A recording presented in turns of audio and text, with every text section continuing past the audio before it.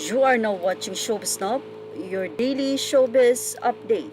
Matapos nga na tila hindi na makapagpigil si Bea Alonso sa mga ibinabahagi o binabalita ng kolumnista at blogger na si Christy Fermin, ay nagsampa na nga ito ng kaso sa nasabi nga pong kolumnista. Well, hindi na po dyan nagtatapos dahil nadagdagan nga ang cyber libel case ni Christy Fermin matapos nga nasampahan din siya ng mag-asawang si megastar Sharon Cuneta at former Senator Kiko Pangilinan. Cyber libel din ang sinampa ng mag-asawa. Yes, ito nga ay kumpirmado matapos ngang i-post ito ng entertainment reporter na si Nelson Canlas. Nagpunta nga sa Makati Regional Trial Court ang mag-asawa or Makati City Prosecutor's Office.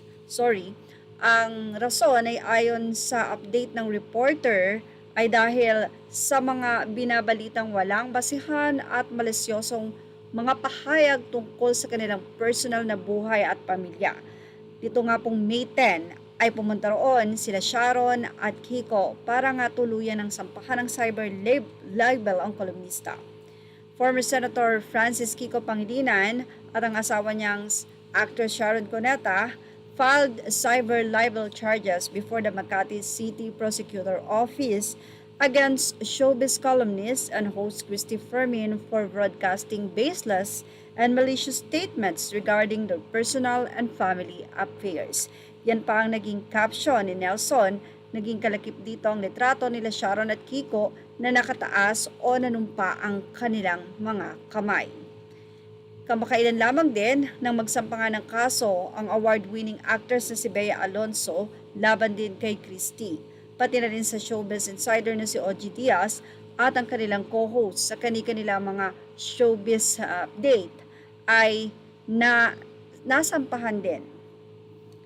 Dumulog ang kapuso actress Quezon City Prosecutor Office kung saan kabilang sa mga inireklamo nga niya ay ang ulat na umano'y hindi siya nagbabayad ng buwis. Bukod dyan, maraming naglabasan din na reports patungkol kina Bea at dating partner na si Dominic Roque matapos kumpirmahin ang kanilang paghihiwalay. Pati ang ina ni Bea Alonso ay nadamay na rin sa mga nasabing update ni Christy Fermin at ni OG. Dahilan siguro kung bakit hindi na nga nag-isip pa o nagdalawang isip pa itong si Bea Alonso para sampahan ang kolumnista. Dahil nung madamay na nga ang kanyang ina, ay dito na nga ito nagsampa. Pero nung siya at si Dominic pa lamang ay hinahayaan na lang ito ni Bea at hindi na lang pinapansin. Pero this time na nadrag na nga ang kanyang ina ay mukhang hindi na nga ito pinalampas ng actress. Yan ang ating Showbiz Top Update. Images are all credit to the rightful owners. Thank you for watching Showbiz Now.